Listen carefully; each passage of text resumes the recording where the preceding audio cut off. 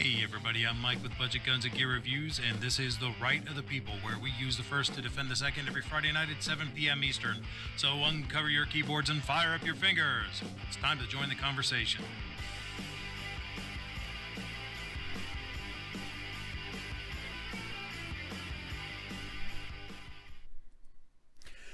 Hey everybody, yes, I'm Mike. No, this is not Budget Guns and Gear Reviews anymore. It is MK Outdoor Journal. Eventually I'm going to get around to changing this intro and the outro too, as a matter of fact.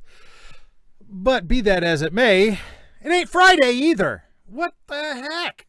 I'm just lying all over the place in my intro tonight. It is in fact Sunday, September 5th, 2021. And this is The Right of the People though. So at least we have that. I want to say hello to everybody out there and thank you for coming to this special makeup edition. I had a whole lot of stuff to do on Friday and not enough time to do it. Something had to give, so it was the show. But since it does have to go on, I decided to go ahead and do this today. So here we are. I want to thank my esteemed panel for being here. We have the one who strikes at night, the godfather of the gun tubes. We have Night Strike. How are you, sir? Hi, I'm just letting you know, Budget from Budget Guns and Gear Reviews just called. He says he's going to have his lawyer contact yours to get his stuff back. I'm pretty sure I can work out a deal with him. Hi, how's it going? All right, it's going well. And as always, we have the irascible yet lovable Squibload in the house. How are you, sir? Can never get to the mute button fast enough. That's all right. We'll forgive you. You're not, at work today having to go through the usual. So I understand that you're a little bit outside the comfort zone. You're actually, not having to go up on the roof to do this. So we get it. Out there in the chat, we got Kingpin earlier. He says he'll hop by and watch this in the replay. We also have Defense Dad, Squibload pulling double duty. New York Outcast is out there. He says first it's the wrong name and time, and now it's a makeup show?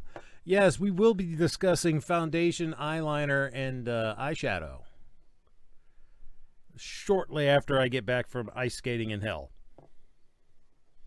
Yeah, because that ain't going to happen. If you're out there, you haven't said hello, say hello. I want to hear from you. I try to respond to your comments out there in the chat. This is a conversation, folks. It's not just me talking to you. It's me talking with you and the panel.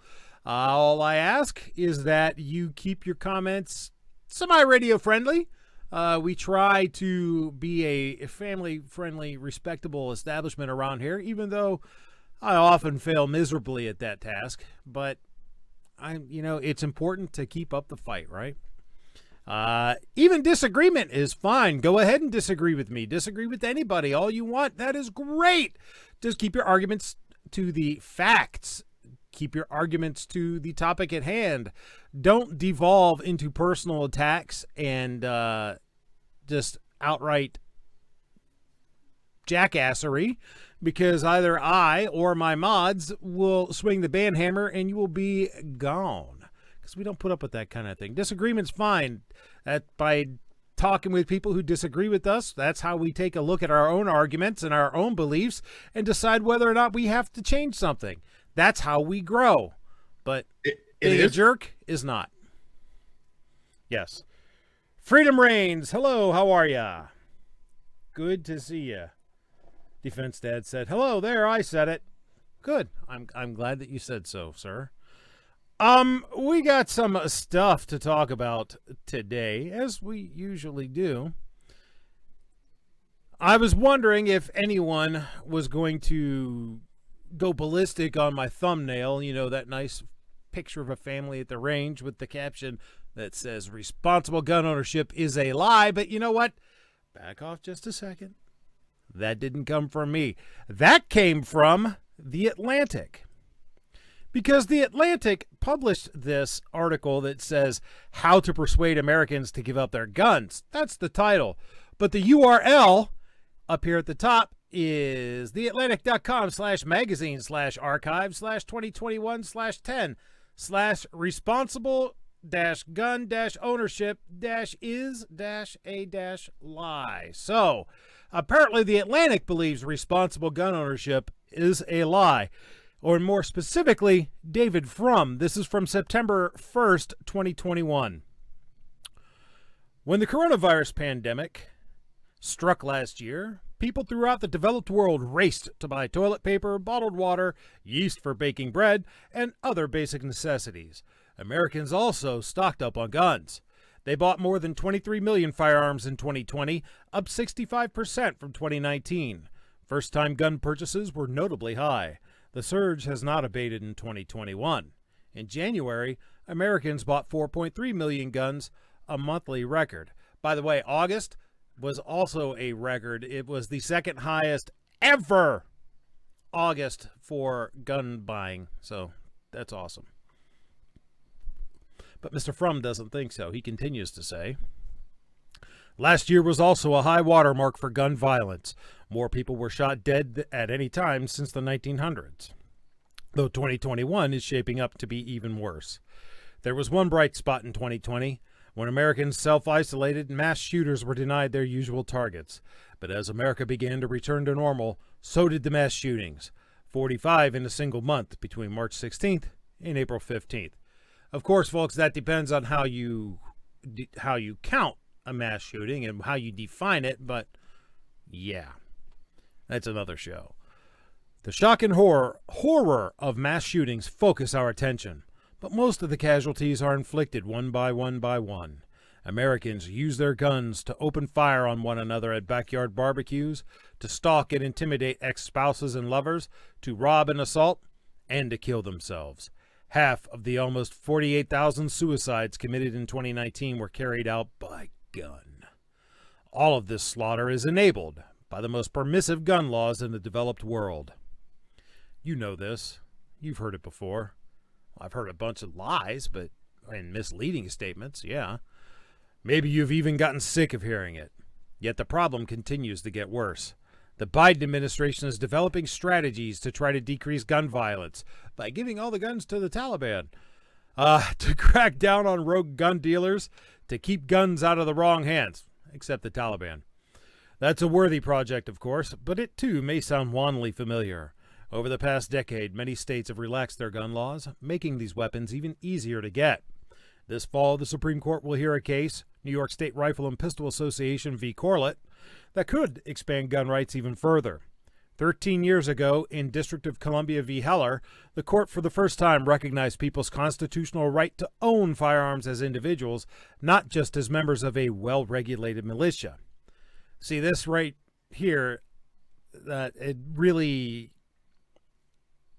illustrates Mr. Frum's lack of understanding about the Second Amendment.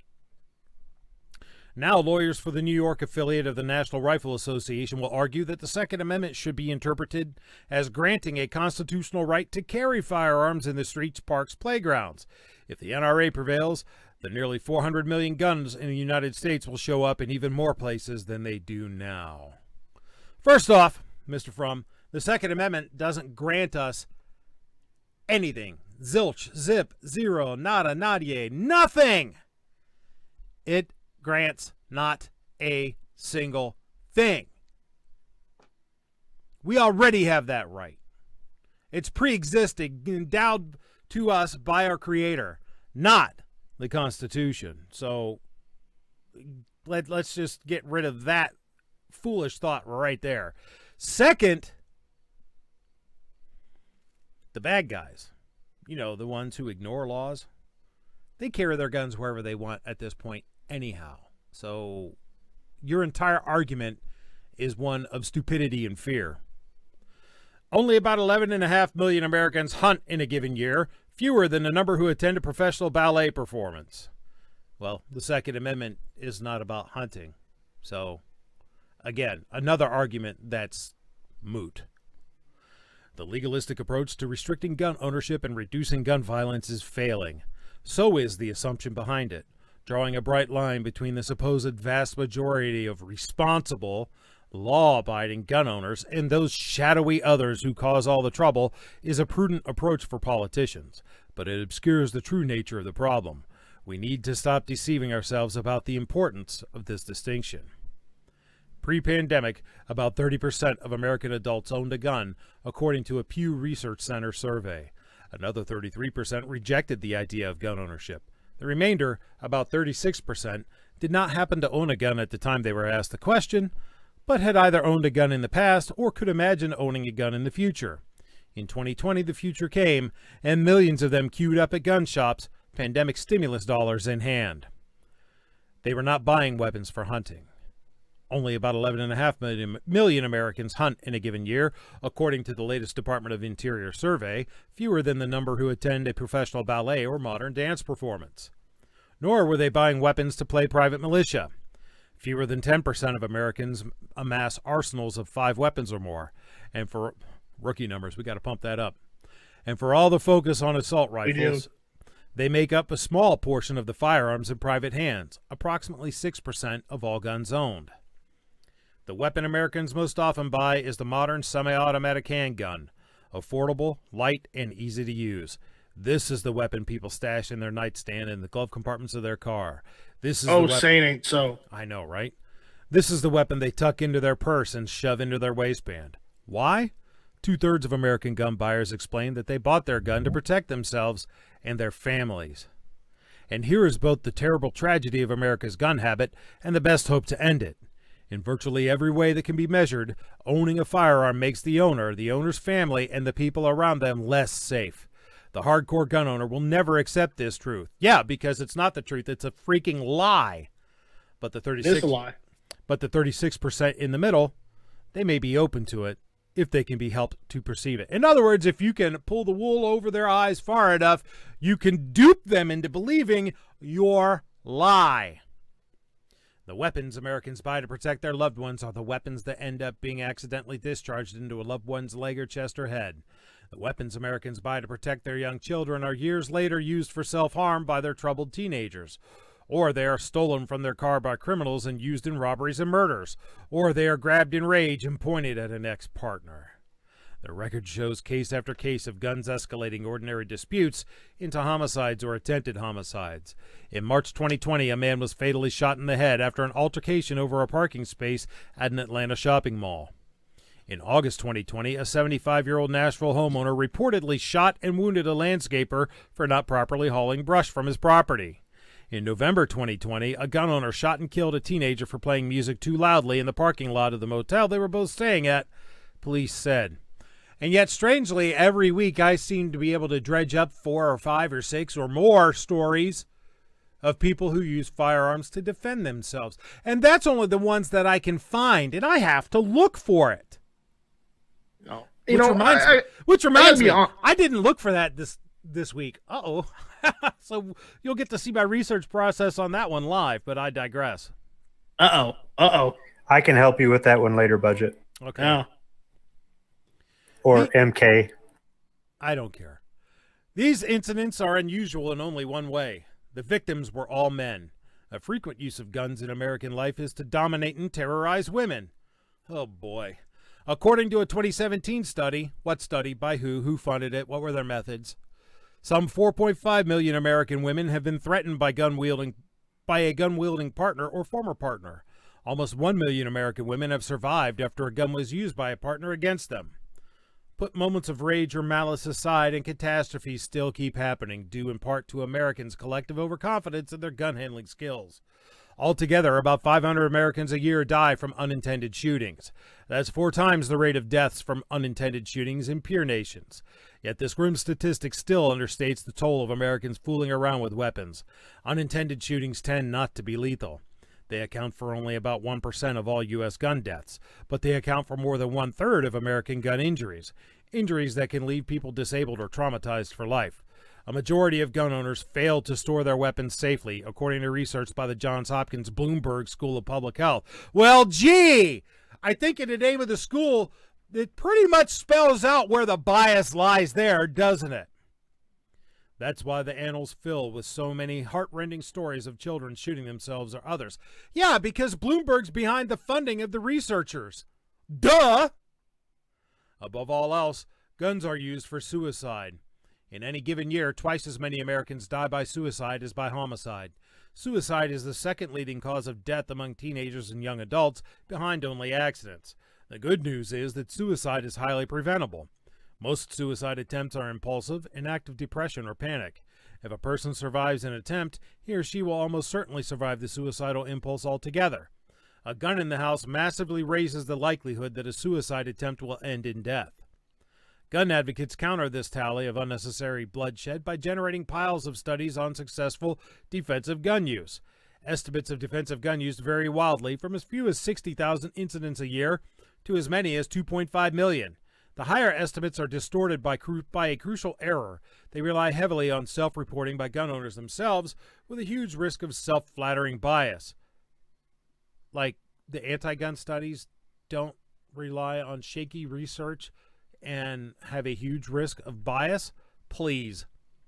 If an argument spirals until one person produces a gun and menaces the other into shutting up, the gun owner might regard that use as defensive. Oh, what a line of shit. A third party, however, might perceive a situation that only spiraled in the first place because the gun owner felt empowered to escalate it. Whose perception should prevail? So gun owners, we go around escalating conflicts all the time. But there's a larger absurdity to the project of counting defensive gun uses. For decades, the world has witnessed a colossal natural experiment in gun laws. With one exception, virtually all developed countries strictly regulate firearms, especially handguns. If there were any merit to the defensive gun use argument, you'd expect that one permissive nation to boast much greater safety. Instead, the one outlier nation, the United States, suffers the deadliest levels of criminal violence. Guns everywhere engender violence everywhere. That's a complete, flat-out, bold-faced lie. We are by far not the most dangerous criminally violent nation in the world. Matter of fact, we ain't even close. So this guy is just flat-out lying. See, that's what it's called when you say or write something that you know isn't true. In national debates, America's gun carnage is often blamed on the National Rifle Association. That group is indeed highly blameworthy, but the NRA has been mired in scandal and bankruptcy since 2019 without any notable alteration in the political balance of power on the gun issue.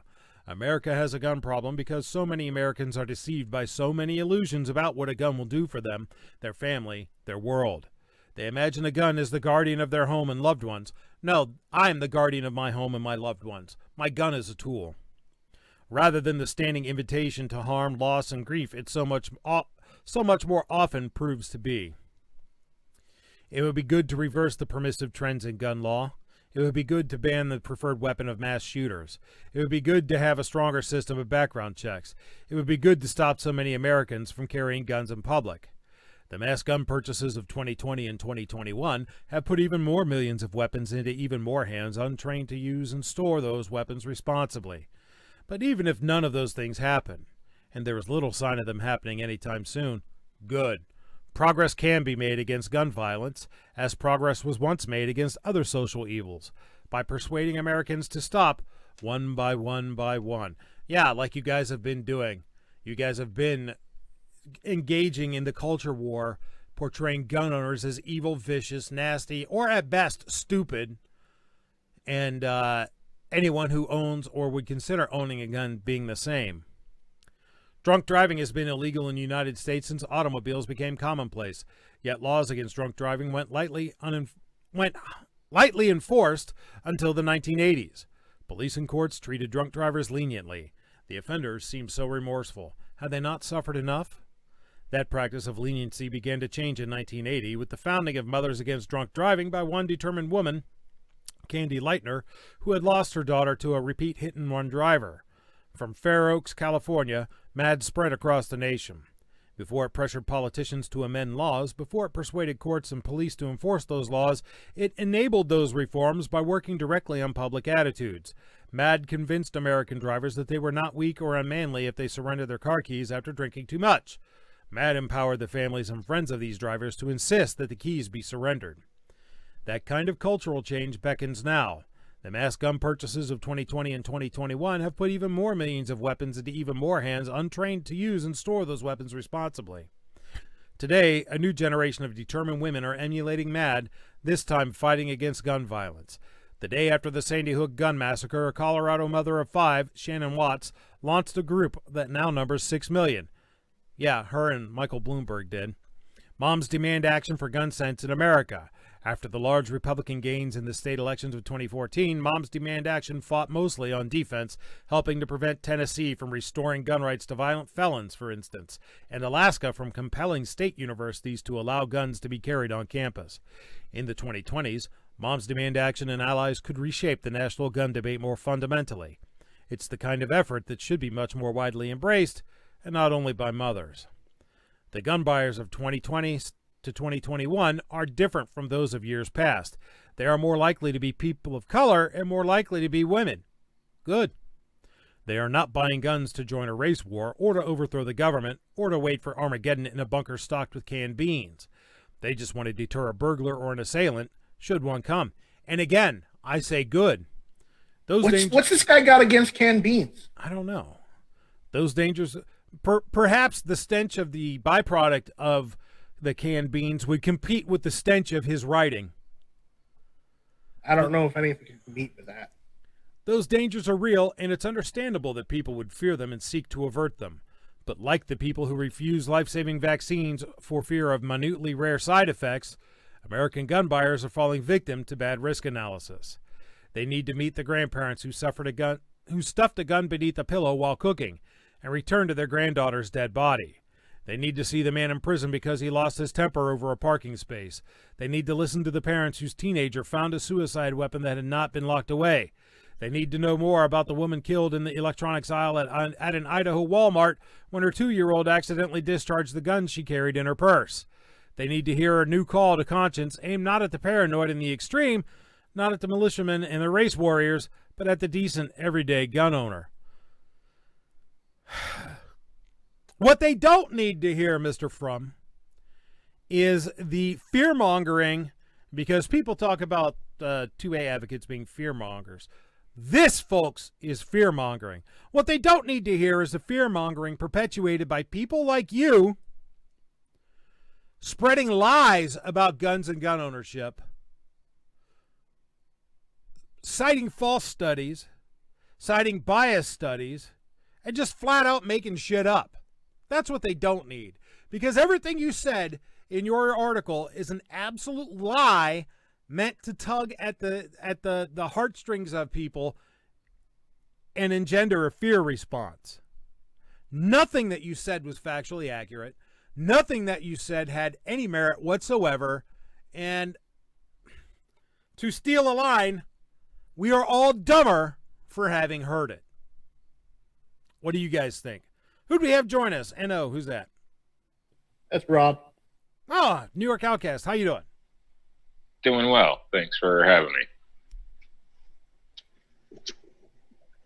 All I got to say on this is it's like, yes, negligent discharges do happen, okay? Yes, that does happen. But, are they always intent? Does anyone ever intend for that to happen? No, it just happens, okay? Because either someone didn't secure their firearm properly, or they were, as the term defines, negligent. But to blame that as a blanket statement for everything, it seems a little, disingenuous.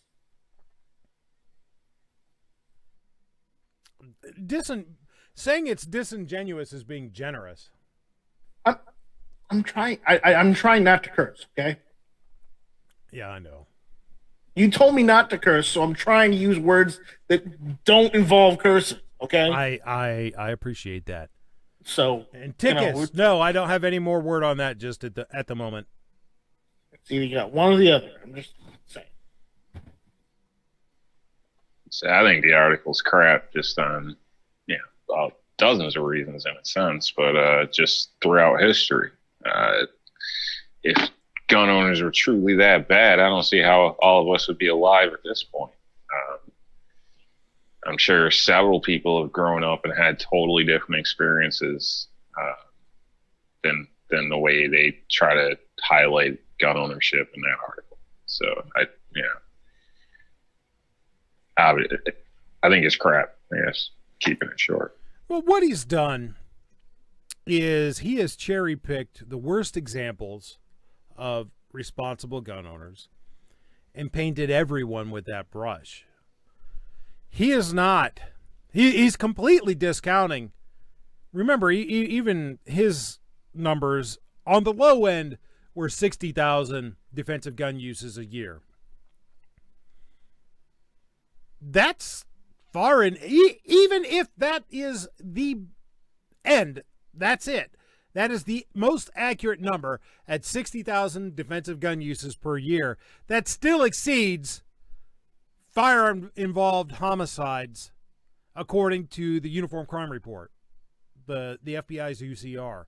So just going mathematically, the benefits outweigh the detriments. What I see is a misinterpretation, whether it be intentional or out of ignorance, because there's lots of ignorant people out there, and he just, like you said, everybody's now dumber, right? You look at it, he kept going back to hunting. Now, we all know the Second Amendment isn't about hunting. However, if you are hunting with a firearm and you fail to follow the firearms laws of your state or the firearms laws with regard to hunting, you are being a bad ambassador for the Second Amendment. I think there are people that confuse that, and they think that I'm implying that hunting is part of the Second Amendment, and it isn't. But you still have a firearm, and you have to look at the fact that most people are ignorant and they don't get the whole firearm thing. They don't see a difference. Just like he was talking about how many deaths were committed. You said it in the beginning. You're paraphrasing him, or you're reading him verbatim. How many homicides were committed with a firearm? No, by a firearm, I believe is what he said. It's like, no. How many homicides were killed or committed by a car? None. But how many people driving a car committed a homicide, right? Exactly. 9/11's coming up. Were those homicides committed by an airplane or committed by terrorists using an airplane?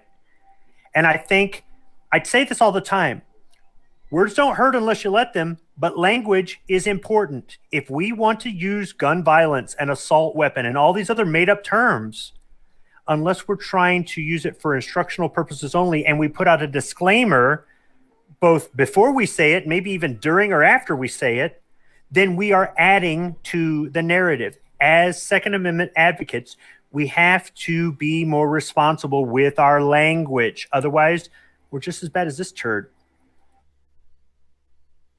Oh, absolutely right. I want to say hello to a couple more folks out there watching in the chat. We got Patron in the Dark, MK Joe, DM Foss. Let's see. We got Tickets out there who I answered about. He was asking about any news on Ohio's constitutional carry bill, which no, I don't have any news on that just yet, though I am keeping my ear to the ground on that one. Tara Smith is out there. James Pellerin and Screaming Skull Saloon, who says it's about hunting tyrants. Okay. I might allow that. Now, Outcast, you're kind of the stand-in today because Calaveras isn't here. You and him both live in two of the most restrictive states in America. Before they propose another unconstitutional gun law where they're at, do they use excuses like this made-up information, exaggerated information, misinterpreted information to justify it, or did they just do it? I've seen that. Also had conversations in Albany when actually protesting with people that have basically come across like similar lines of conversation and posing questions like, well, why do you even need a gun? A lot of that. So I think it's probably a mix of both. Sometimes I think they have a different outlook. And other times, I don't even think they care what we'd have to say.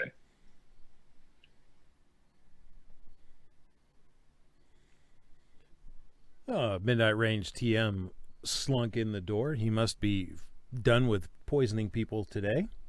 Who didn't put the latch on the back screen door. I He know, probably just ripped right through the screen, or I'd He say ripped he used through a the doggy door, screen. but he would have got stuck. Yeah. He probably oozed up through the drain pipes. That would be my guess. Like a T-1000? Yes, exactly. That gives him a lot of cool points, though. I don't know if we can allow that. No, it doesn't, because it doesn't change his overall appearance. Look, I'm not going to pass final judgment on Midnight Range until I have some Wagyu steak at his restaurant. Just saying. Okay. But preliminarily, you're kind of screwed, buddy.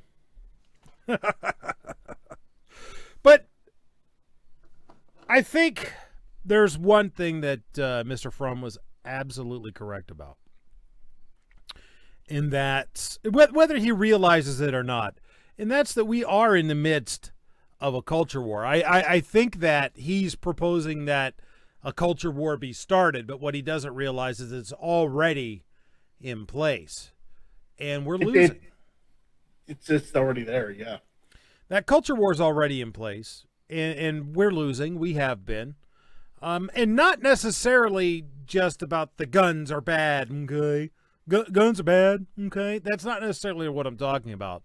I'm also talking about the culture war wherein our society praises the thug and worships the thug and glorifies the thug and supports the criminal and doesn't support the good guy. That's horrifically illustrated by this piece from Concealed Nation. This is from, when's it from? 9/3/21. Concealed carrier stops mass shooting in Syracuse, New York with headshot to suspect. Pay attention to this article. A concealed carry permit holder successfully stopped a gunman who had begun firing into a large crowd of people, saving countless lives. The incident happened Tuesday around 2:30 p.m. local time near the 1800 block of Lodi Street. The suspect opened fire on a group of people with a 9mm handgun. An armed man at the scene, who is a concealed carry permit holder, drew his firearm and shot the suspect in the head, who died at the scene. The district attorney said in a statement that based on preliminary investigation, it appears the man who shot Jackson saved the lives of several individuals. No, that can't be right. I know. No information has been released about the armed citizen, but police did mention that he has received threats along with property damage as a result of suspected retaliation. This armed citizen saved lives in what could easily have ended with numerous lives lost. Now, he needs to protect himself and stay out of harm's way, especially if there are individuals out to get him. With that said, having multiple handguns is important for this reason. There is no doubt that the police have taken his firearm used in the self-defense shooting, and if it was his only firearm, he's now defenseless. Keep that in mind when looking over your inventory. So, here we have, instead of, hey, this Jackson dude, well, he shouldn't have been shooting at people. He got exactly what he deserved. No. Now it's, yo, man, you shot Jackson. Oh, that's it. We're going to get your ass. We're going to destroy your house. We're going to destroy your property. We're going to destroy your car, whatever it was they destroyed and damaged. And we're going to kill you too, because how dare you actually stand up to a criminal scumbag thug? That's what we're fighting, folks. That's what's got us as a society upside down. I don't care who it is. There should never be someone who wants to seek vigilante justice, quote unquote, against someone who heroically steps up to the plate and defends other people's lives at risk of their own. There should never be someone supporting the thug. There should never be someone supporting the bad guy's actions. There should never be someone, oh, he was always such a good boy. You know, we should never have the Michael Browns. We should never have the George Floyds. We should never have the Trayvon Martins. We should never have any of this garbage. But we do. And that's the culture war we're losing, folks. How do we fight that? Discuss.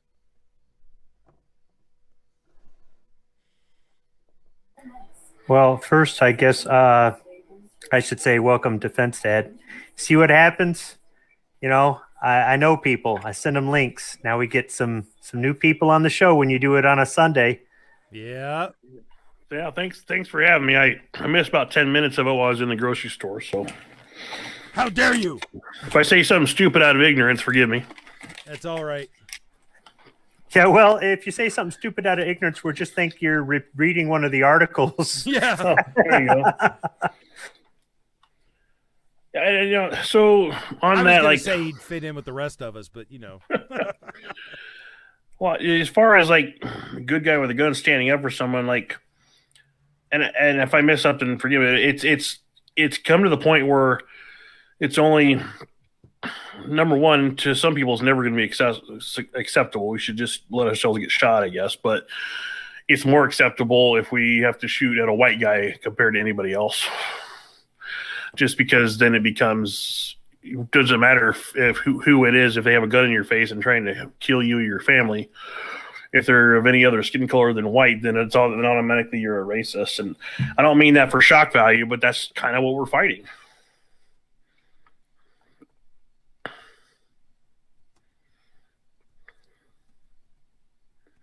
I think that comes down to virtue signaling. People who don't understand certain things will jump in and say whatever it is to look like they're the social justice warrior, or they're progressive, or they're on top of things, or they're sensitive to other things. I think it means more if you take time to understand somebody's perspective, if you try to understand somebody's background, their history, why they think what they think, as opposed to just lumping everybody into a group. However, it's easy to just lump everybody into a group. You know, the statistically speaking, black people make up like 14% of the population. And supposedly, statistically speaking, 50% or more of the violent crimes are committed by that 14%. In particular, a demographic within that 14%, like it was the 18 to 36-year-olds or whatever. So statistically speaking, if you're black, you have a greater likelihood of getting arrested. But does that mean that cops should racially profile? No, I don't agree with that. This is America. I can understand why they might be on their guard, because statistically, the person they're pulling over might be, but until they have something, you're there to protect and serve. But there's more to it than that, really. I mean, it's the whole thing of there was a young black kid that worked at the factory across the street from me that got pulled over coming back from Taco Bell. He had no license plate on his vehicle, not even a temp tag, nothing. And he pulled into the parking lot at work. They lit him up, and he pulled right in and parked at work. And they pulled him out of the car, and they cuffed him. And they went into the car, and they pulled a Taurus tracker out of the car. And I thought, this kid is done. He had a legal concealed pistol license in the state of Michigan. He had no criminal record. All he had done was he drove his car with literally no license plate. I don't think he had registration or insurance, anything like that, right? So they towed his vehicle. They let him take everything out of the vehicle, gave him his gun back and everything else after they had cleared everything up. I don't think that's an unreasonable stop. They didn't stop him because he was black. They stopped him because he was driving down a street that has cops from 2 municipalities on either side after dark, writing tickets left and right. I mean, that was his own mistake. You know, I mean, if you're going to drive a car without a vehicle, don't drive it down. I don't care how hungry you are for Taco Bell. Don't do it. Okay. But they gave him his gun back and everything. And I don't look at that as an example of you know, some sort of narrative being painted. I look at that as an example of you know, I mean, they did him a favor by hauling his car away to the impound yard. But I mean, whether it's somebody defending themselves with a gun legally, lawfully, it's a homicide, but it's a justifiable homicide, or whether it's a legal traffic stop, or whether it's, I mean, take your pick on whatever it is. You can misinterpret anything you want, or you can misrepresent anything you want to push whatever narrative you want. Yeah, I just feel like it's kind of happening again. I didn't mean to. I hope that didn't come across as like sounding racist or anything, because it's not meant to be. It's just we already fought with, and again, I might have missed something on the article when I was getting logged in here, but this day and age, like it or not, we already fought that all gun owners must be horrible people in the eye of the media and that sort of thing. And then it was, if someone breaks in, you have to defend yourself no matter what. And then these days, with everything that's happened in the last few years, it's only acceptable for a white person to shoot another white person. If that other person happens to be any other skin color other than Caucasian, then all of a sudden now it's gotten out of hand. If someone's committing a horrible act of trying to kill you or your family and you shoot them, it shouldn't matter what color they are. Well, it's not just that. Look, Hunter Biden, he committed a few crimes as far as what he did with firearms, and he got away with it. Rules for me, not for thee. We talked about that mayor in Rochester, New York, Mike, a couple weeks ago. Yep. Yeah, her husband or boyfriend or whatever that lived with her, he was committing all kinds of crimes, and she was aware of it. And I'm sure she's going to get a slap on the wrist or something, or the sentence will be shorter or whatever it is. So there's a lot of that out there. I mean, look at the McCloskeys, right? I'm still disappointed that with their resources, they didn't fight that and set a precedent.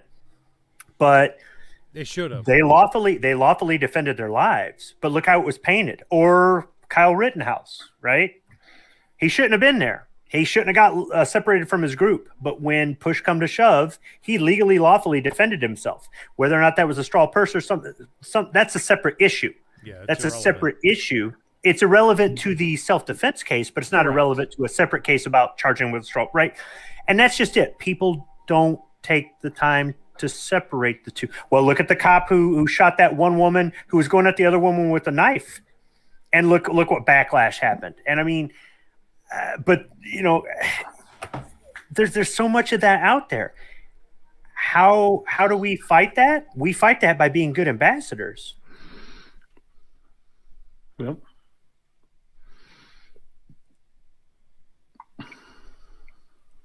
I see that, back to kind of like the original rampant in New York and the school systems, with between police, normal altercations, a lot of times, in a sense, it's like the police just don't want to do their job. So it really, in my area, depends what neighborhood you're in.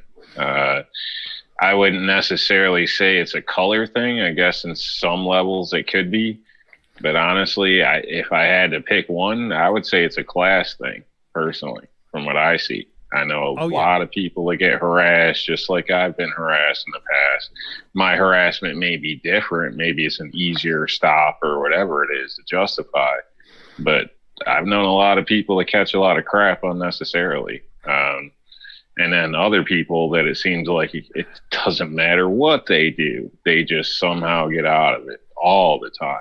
And they, honestly, they end up being a police chief around here. So I don't, it's a rampant issue in certain areas. So I really don't know how to address that.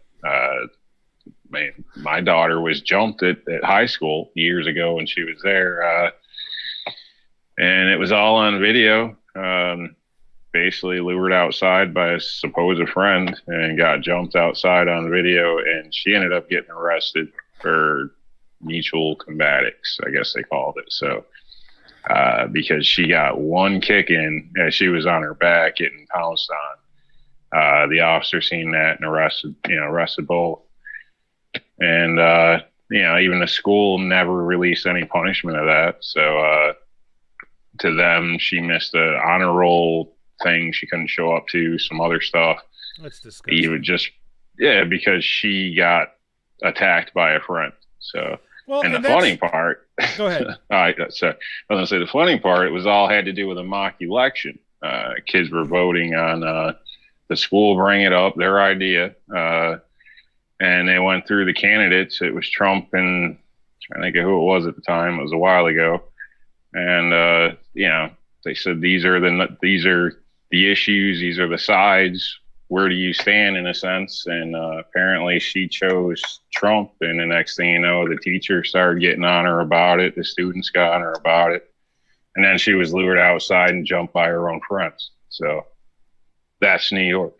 So, and hence we done homeschool ever since.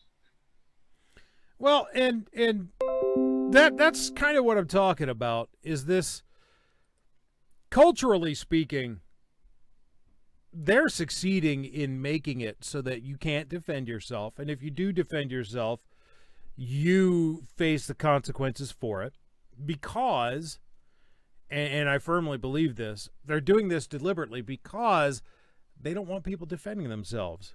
Because that takes away one of the prime justifications, not that it's necessary, but it's one of the prime reasons we use as to why we own a firearm, to defend ourselves. Well, if you're not defending yourself, if you're not allowed to defend yourself, if it's not acceptable to defend yourself, then you don't need the tools with which to defend yourself. Then they can get away with taking said tools, and then you can't defend yourself. I firmly believe that's the reasoning behind it, and they've been doing it. I mean, look at all the cases that we've seen in the news over the last couple decades, of someone defends themselves from someone else and everything gets blown completely wide open. There's fire and brimstone, hell in the streets, and the person who has defended themselves gets completely drugged through the mire. I mean, if you don't think that's deliberately done, you're fooling yourself. It's absolutely deliberately done. It's because they don't want us to defend themselves. They're winning that culture war. And they, the leftists, the anti-freedom, the anti-gunners, the ones who have an agenda behind, because trust and believe, the anti-gunners have more of an agenda than just taking your guns from you, because, gun control is never about the guns. It's always about control. And trust and believe that it's a deliberate thing. They are succeeding in creating a culture where the person who defends themselves, or others, in the case, going back to the article I read, or others, is the person who is excoriated, is the person who is drugged through the mud, is the person who is torn up verbally in the media and threatened, at least physically, in the real world. And the person who perpetrated the crime initially and was the object of the defense is treated as the victim. They've turned this into upside down land, an opposite world. And I'm just a fat loudmouth with a camera and a microphone. I'm not particularly bright, and I can't tell you how we have to fight that. But it's something that's happening, and we need to, at the very least, recognize that it's happening and doing what we can to try to counteract that. Speaking of doing what they can to counteract the garbage tactics of the anti-gunners, the state of Texas has decided to stand up against these banks who are trying to make it difficult for the gun industry to do business. This is from Bloomberg Law from September 1st. Texas puts banks in tight spot with new law backing gun makers. Texas is taking a hardline approach to enforcing a new law requiring banks underwriting the state's hot municipal bond market to certify by Wednesday that they don't exclude the firearms industry. Banks, including Bank of America, Citibank, and J.P. Morgan Chase, underwrite municipal and state debt in Texas, but also have tailored restrictions that appear to bar financing to certain parts of the gun industry, such as companies that make or sell bump stocks or sell to customers under 21. Republican Attorney General Ken Paxton's office isn't having it. Leslie Brock, the state's Assistant Attorney General and Chief of the Public Finance Division, notified bond underwriters that compliance with the new Texas law isn't open to qualifications, according to an August 23rd letter obtained by Bloomberg Law. The new law, signed by Republican Governor Greg Abbott in June, requires banks and other businesses seeking municipal or state contracts worth $100,000 or more to certify that they don't exclude firearm or ammunition industries and retailers. Companies that do business with the state, including bond underwriters, face a September 1st deadline to certify compliance with the law. Banks that reject clients based on the types of weapons sold or customers served wouldn't be in compliance, according to Brock's letter. Such restrictions amount to a refusal to do business against the entire class of firearm entities, she wrote. The Attorney General's office didn't respond to multiple requests for comment. Brock's letter makes it extremely clear that Texas is taking a strict approach to compliance, said Tom Sage, a partner in Hunton Andrews Kurth's Houston office. The Houston attorney represents bond issuers and underwriters and is part of an informal task force of lawyers trying to figure out compliance with the new law. Banks will have to make that decision whether or not they feel they can comply with this law or not, he said. Texas issuers sold more than $58 billion of bonds in 2020 and is currently the second largest market after California, according to Bloomberg data. Bank of America, Citibank, and J.P. Morgan Chase are among the top bond underwriters in the state, though other major U.S. and international investment banks also participate in the market. While we believe our business practices should permit us to certify, we continue to assess our next steps as we try to understand how Texas will interpret the law, J.P. Morgan State's spokesperson Patricia Wexler told Bloomberg Law August 24th.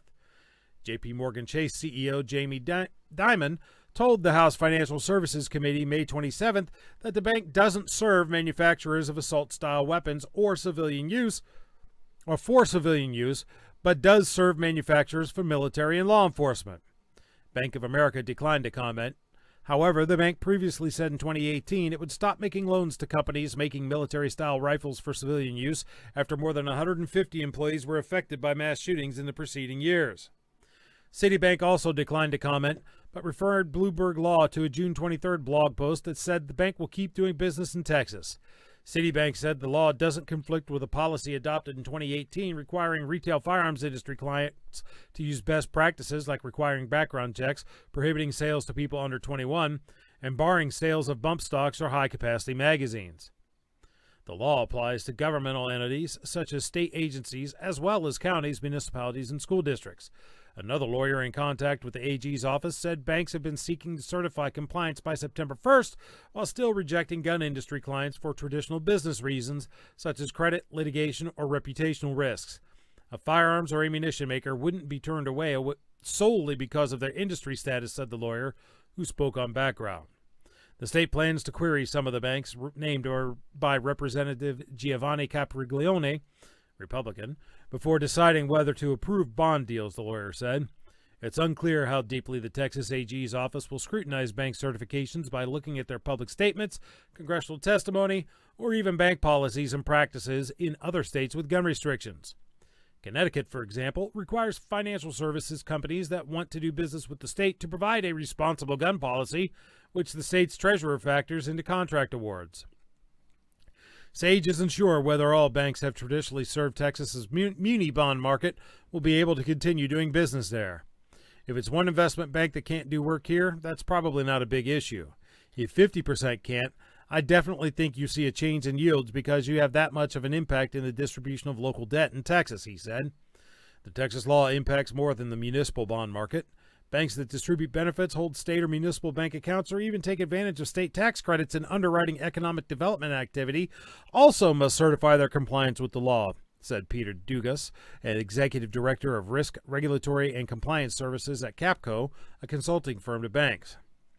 There are a lot of activities that financial institutions engage in that will be subject to the new law, Dugas said. He said the banks have been scouring their contracts with state entities to see if they need to add certifications for the new gun law.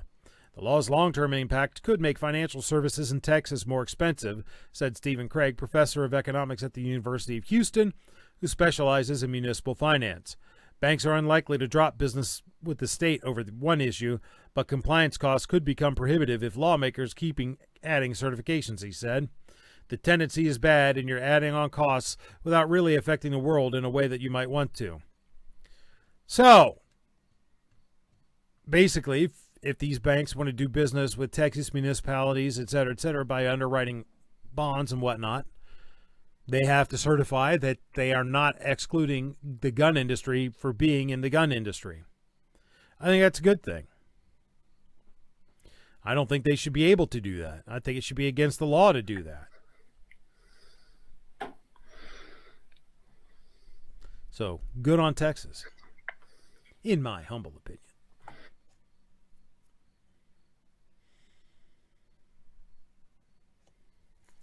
I'd agree with it. Let's see what's going on out in the chat. With regard to Chase, I use Chase credit cards to pay my bills, my day-to-day activities, and those credit cards build up points. And when they build up enough points, I cash them in, and I go buy gun stuff.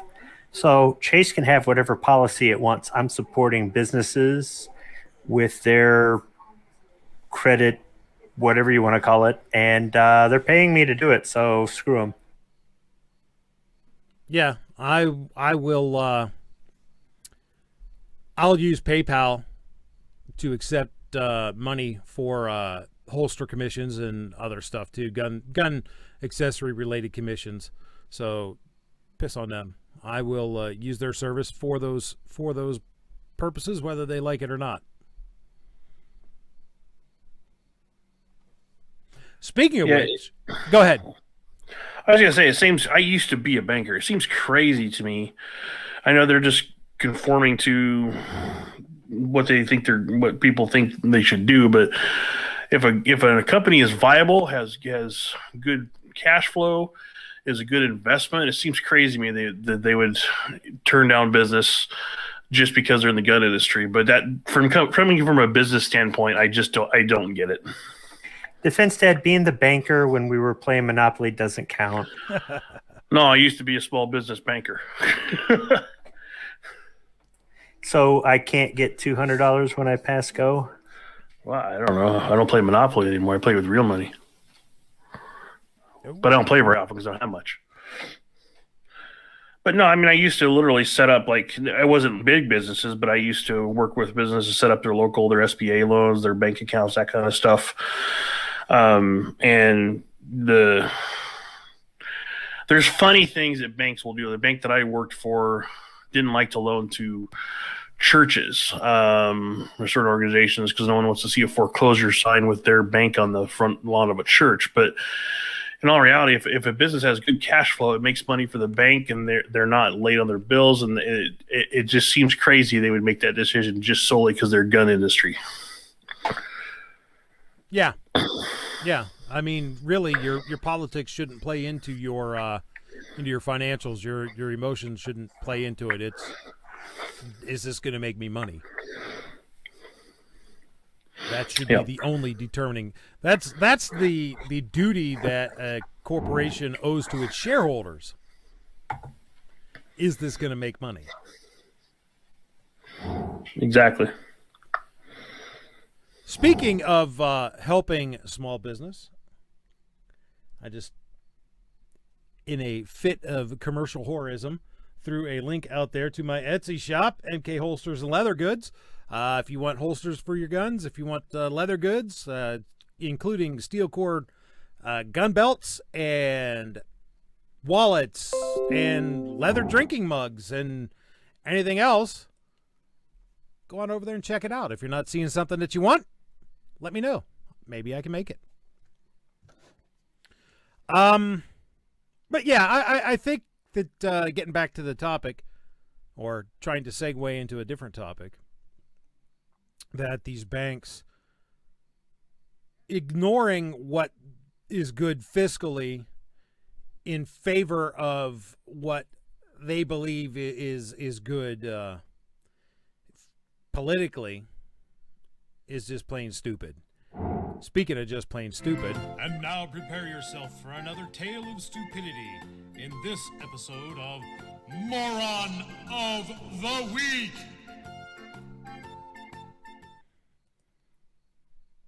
A while back, we talked about the New York's Mayor de Blasio's initiative to pay $1,000 a month to scumbags to not scumbag. Well, not to be outdone, San Francisco's decided to do the same. Just, they want to get away with doing it cheaply. This is from Newsweek. New San Francisco initiative to pay individuals not to shoot others. A new program in San Francisco will pay people at high risk of shooting someone not to pull the trigger to help alleviate rising gun violence in the city. The Dreamkeeper Fellowship is set to launch in October and pay 10 individuals $300 each month to not be involved in shootings, Cheryl Davis, executive director of the Human Rights Commission, told Newsweek in an interview Tuesday. Davis explained that the program is not transactional, but will rather focus on making investments in communities most impacted by violence. It's not necessarily as cut and dry as folks may think. It's not as transactional as, here's a few dollars so you don't do something bad. But it really is about how you help us improve the public safety in the neighborhood, she said. Participants will be paired with life coaches from the city's Street Violence Intervention Program and will be considered community ambassadors who work to prevent violence. They will work on their professional, personal, and community development and will be thought of as partners in engaging community members in decreasing violence. As you become better, your community benefits from that, she said. The program aims to get to the root causes of violence, which in so many ways are economic, according to Davis. We need to be getting to the root causes of why some neighborhoods are safer than others, Davis said. There are opportunities for participants to earn an additional $200 each month as they work to improve their community. Some ways they can earn more are by working, going to school, and even being a mediator in situations that could lead to violence. Davis hopes the program will engage participants, make them more civic-minded, and allow them to be part of the solution. In the long term, she hopes it will create safer communities. These small investments can transform the lives of individuals, but they can also transform communities, Davis said. The program is based on a similar program in neighboring Richmond, California, which helps reduce gun homicide in the city by 55%, according to a 2019 study by the American Journal of Public Health. It's being funded through the Dreamkeeper Initiative, which is San Francisco's effort to redirect funding into the black community. The initiative supports a variety of programs, including an art complex, youth development and education, and guaranteed income programs, and homeowner promotion, says Mayor London Breed's office. Gun violence in San Francisco has increased in 2021, according to mid-year data released by the police department. In the first half of the year, there were 119 gun violence victims, more than double from 2020, when the mid-year number was 58. The city reported 26 homicides in the mid-year statistics, up from 22 in 2021. So, the long and the short of it is, you too can get paid up to $500 a month for being a good boy. So, yeah, Dubious Dreamers, you've won the first slot as a contestant in this week's Moron of the Week. But wait, as always, there's more, because not to be outdone is Shannon Watts. This is from September 2nd from Joe Huffman's blog. Quote of the day from Shannon Watts. Data shows that visible guns makes people more aggressive, so it's a logical next step to believe that open carry makes it more likely that disagreements will turn into violent conflicts. Shannon Watts is saying this in response to the fact that Texas just become able to open carry their firearms without a permit. So, yeah. She was talking about this article is that Texans can now openly carry guns in public without a permit or training. Police say the new law makes it harder to do their jobs. So, yeah, just because you have guns means everything's going to be more violent. Unfortunately for Shannon, this hasn't been borne out in any place that this has happened. As a matter of fact, despite what Shannon Watts and David from earlier will tell you, violence is reduced when constitutional carry goes into effect. So, Witless Watts, you are a contestant in Moron of the Week. And then, of course, you know, there's always Joe Biden. So, there you have it, folks. Who's the Moron of the Week? The Dubious Dreamers, Witless Watts, or Joe Biden? You guys tell me. Give us a vote in the poll I just put up, and sound off in the chat. Defense Dad, who do you like? Witless Watts, Joe Biden, or the Dubious Dreamers? Man, I almost always go for Joe Biden, but I'm going for Dubious Dreamers. What morons thought this crap up? Rob, what do you think? B. I forgot the lady's name there. In Shannon between Watts? Biden and yeah, that's what I'm going for. Squib, who do you like? Don't mess with my open carry. What's her problem? What's her problem? Like it. Like it. Right now we have 3 votes. 1 for Dreamers, 1 for Watts, 1 for Biden. Let me know what you think, folks. So let's see. What do we got out there in the chat? We got... Let's see. Life coach. Are those the guys that could tell you where to poop in the street? Yeah, exactly. Those folks out in San Francisco, the Dreamer dudes, they will be the ones who can tell you where the best places to get your free heroin needles are, and the best places to just lay them go in the streets right next to the best places to pop a squat and poop in the middle of the street. Yeah. So, yeah. DM Foss says Biden. Patriot says, I voted an hour ago for number 2. Squib, yes, I did say poop. And Patriot said number 2. Everybody poops, man. Don't you know that? That sounds like something from that bear in that house. Something. It's a book. All people and animals at some time have to poop. That's right. Everybody poops sometimes. You can't see me, but I'm face palming right now. Good. That's precisely the reaction I wanted. Somebody get a soundbite of that. We need a drop. I'll probably get a copyright strike.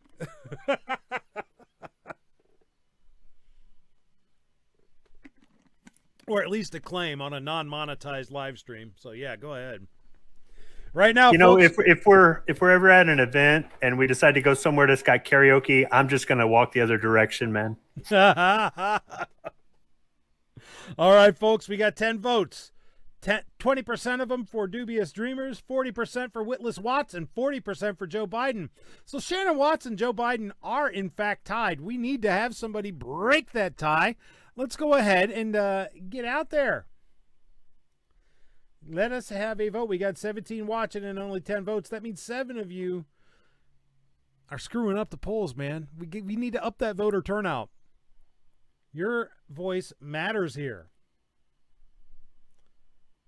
So who do we got? Still 40% Watts, 40% Biden, 20% Dreamers. We need one more vote somewhere in there. We got 19 people. Oh, now we just drove away 7. Hey, we got Witless Watts coming out at 45%. Witless Watts going once. Witless Watts going twice. Sold. Witless Watts is the moron of the week. And there we had another tale of stupidity in this week's episode of Moron of the Week. And here we are, folks. Those of you who have been here before know what's coming. Those of you who haven't, well, we're coming up to Roll Call 219's favorite segment, Self-Defense Shoutouts. Yay! Self-defense shoutouts are not. I say again, they are not. Where I'm reveling in the proposition that the bad guy won the room temperature challenge by taking a dirt nap. It's where I am reveling in the proposition that despite what Shannon Watts and that From fellow say, the good guy has the means, method, and opportunity to keep the bad guy from making him do the same. This first is from the newstribune.com. Because, yeah, while we were doing the show and you guys were talking, I did some research. This is from, again, newstribune.com. Suspected home intruder dies after Bonnie Lake shooting. A 46-year-old man who deputies suspect was a home intruder died Tuesday night after being shot at a home in Bonnie Lake. The man was shot Tuesday afternoon by the homeowner's son, Pierce County Sheriff's Department Detective Alex Richards said. He said the suspected intruder entered the home and an altercation between the man and a 31-year-old son ensued. The homeowner's son shot the suspected intruder, Richards said. The man was transported to the hospital with life-threatening injuries and later died. The homeowner wasn't at the residence at the time of the shooting, Richards said. He said the son was interviewed by investigators who determined the shooting was likely self-defense. He was not booked into jail. So, good. That's how it's supposed to go. Next up is this piece from TulsaWorld.com. City's 35th homicide appears to be self-defense slaying, Tulsa police say. A fatal shooting, officers say, appears to have been in its self-defense, has launched a 35th homicide investigation of the year for Tulsa Police Department. Officers responded around 4:15 a.m. Thursday to a shooting call from the 2100 block of North Hartford Avenue, where a victim later identified as Isaac Weeks was found with a gunshot wound to the chest. Weeks, 40, was taken to a hospital where he was pronounced dead, according to a Tulsa Police Department news release. The individual identified as the shooter reportedly turned himself in and was questioned by detectives from the homicide unit before being released pending further investigation. And once again, I say, good, that's how it's supposed to work. Next up is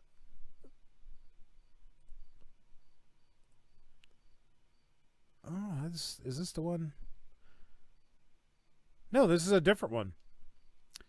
Homeowner shoots, kills alleged burglar who reportedly attacked him. This one from Tulsa World as well. A Tulsa homeowner shot and killed a man he said broke into his home, stole his belongings, and attacked him with a metal object.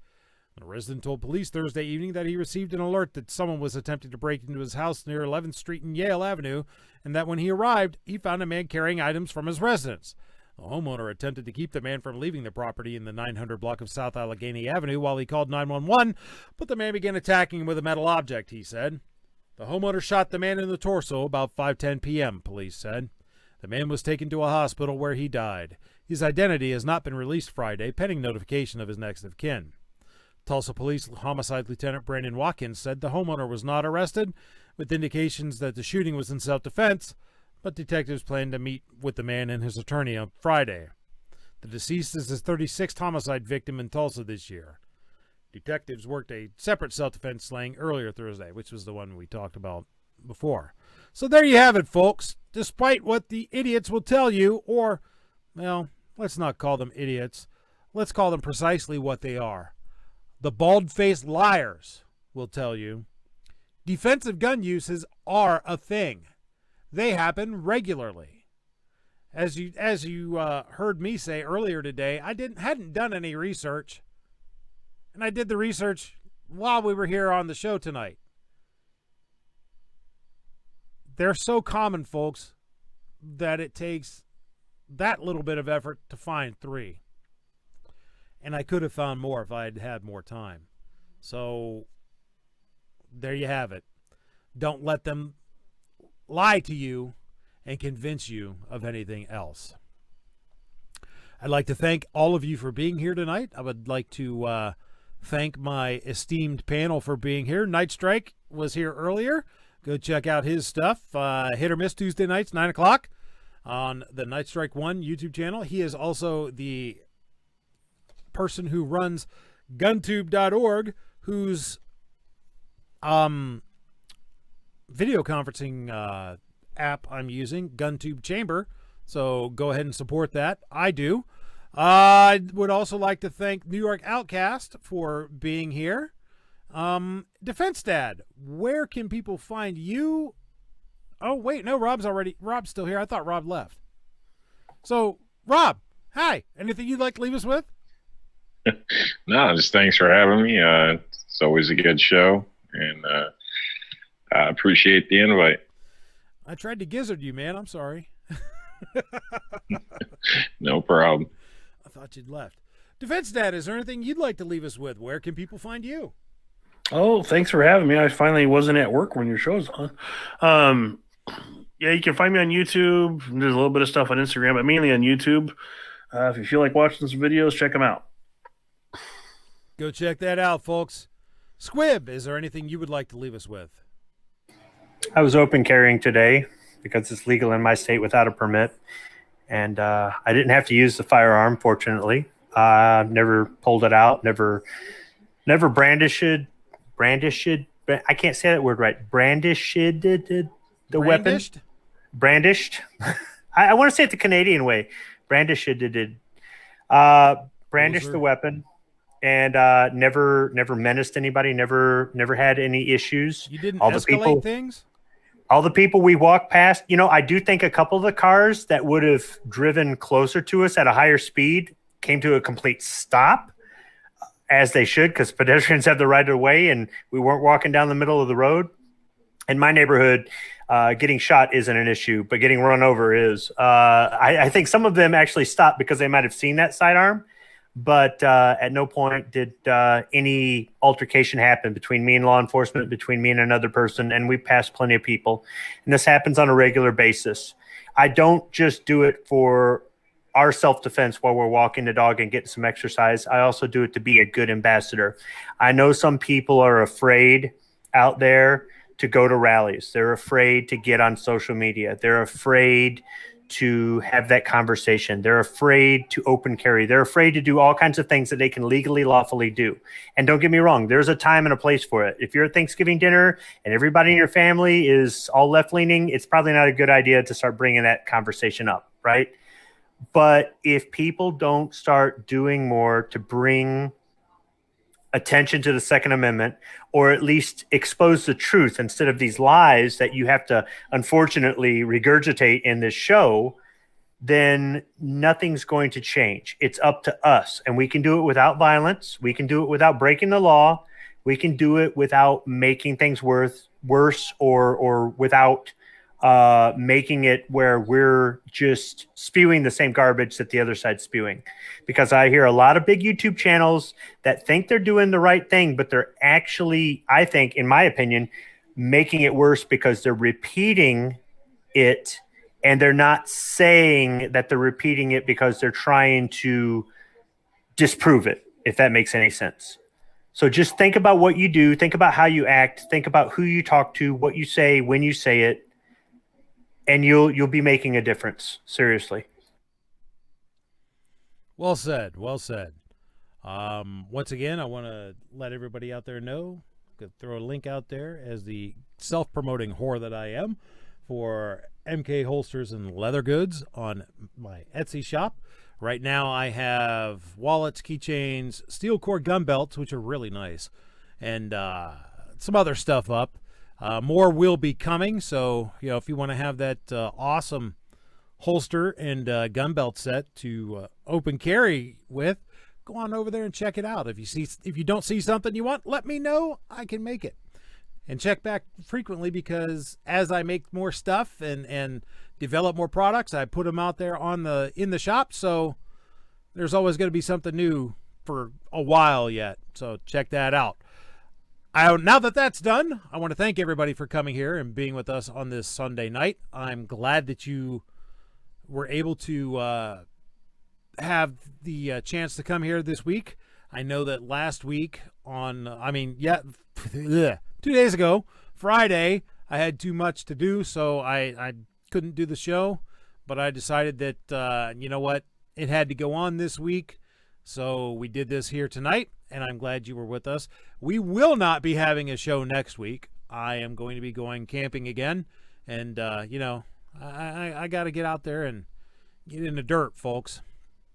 Hopefully I'll make a couple Woodsman Wednesday videos. I know those have been lacking lately, i.e. I ain't been posting them. So I'll get the opportunity to use the time to make some content for you. And in the meantime, folks, make sure you let your Congress critters and elected representatives know what you think. Send them a snail mail, email, telephone, telegraph, carrier pigeon, bicycle messengers, smoke signals, anything that you can do to let them know what you think. And never, ever, ever give up the fight. I'll see you guys on the next one.